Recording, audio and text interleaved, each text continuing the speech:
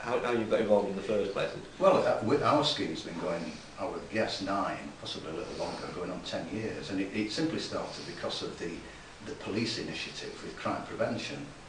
Home Watch, I think, sort of came across from the States in about 1982, and gradually it crept around the country, and of course Greater Manchester Police got involved in it. And my next door neighbour then, who's since moved, he picked up on it and said, you know, this seems a good thing, how about if we set up a Home Watch scheme?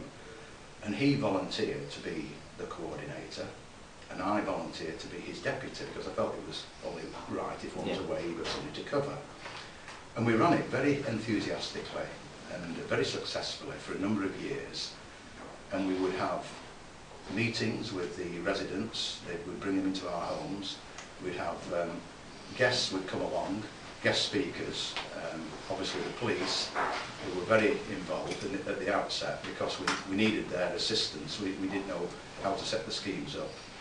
But we would have meetings, I would guess there were probably quarterly meetings, and we'd get all the residents into the house, and we'd have speakers from crime prevention, fire brigade, whoever we felt. So it wasn't just about crime, it was about involving your residents, making them more aware about all sorts of things, home safety, both in terms of fire and theft and so on and so forth. So that's how we set up. Now then, at the end of 2 years, we thought it was reasonable that we should have a changeover of coordinators, so I took on the lead role then. And then, of course, we were looking for a deputy. Unfortunately, nobody was forthcoming. They were more than happy to participate in I suppose, in a sort of a laid-back role, passive role, but they didn't really want to get actively involved. And then eventually my neighbour retired and moved off to Southport, so I was left on my own. So that's how it stands. So I'm very much, particularly since I retired, I'm able to speak to more neighbours. This is the beauty of being at home during the day. You see more of what's going on.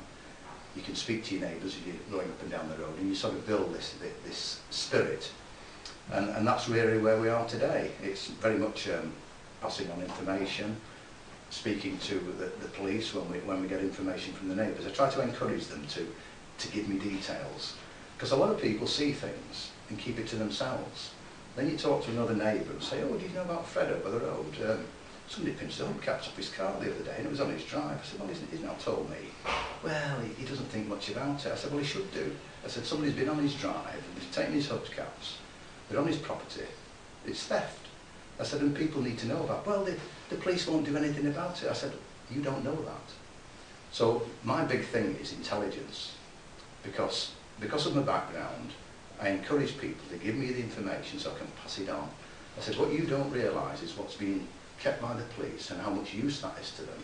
And if they get all this intelligence together and a pattern forms, then they can direct the resources, because the resources are stretched and they're going to be even more stretched, as we know, in the future. I think it's interesting what you're saying, this thing about the spirit and this kind of an awareness. Yeah. And just people looking out, not only for themselves, but looking out for each other. It builds up over time. It's very much that, and I do notice there's a lot more of that. Now, whether it's because I'm about on the road more than I used to be, and I'm able to talk to more people, and certainly at one time when you knew your next door neighbour either side and your neighbour opposite, but now you know all the people, and some are more forthcoming than others. Some want to be involved, others don't.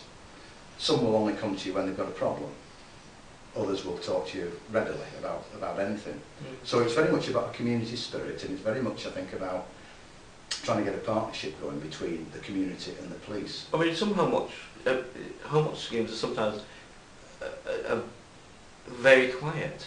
It's almost like nothing happens, but actually that's a measure of success. Well, it is, and I would have said up until about 6 to 9 months ago, you could have said that about Lower Victoria Road, which is the bit I look after. Okay, we get the usual people coming home from the pub, shouting and singing and throwing litter about, but there's nothing major. We didn't really have any vandalism, we didn't have much theft. I have to say we've had a fair bit recently, which is a bit disturbing. Whether that's a sign of the times or it's just a blip, I don't know. I mean, it's interesting, isn't it, that this idea of nothing to report is actually a measure of success, but I don't know how you measure that. Well, if you don't have a lot of crime, and we haven't had, then we do feel reasonably successful. Some weeks ago we had, it wasn't just our patch, but there was a spate of crime, car vandalism, stretching from Irlands of the Hyde down to our end. I think it involved 17 vehicles, one of which was burnt out. Well, that really is upsetting me from the police point of view.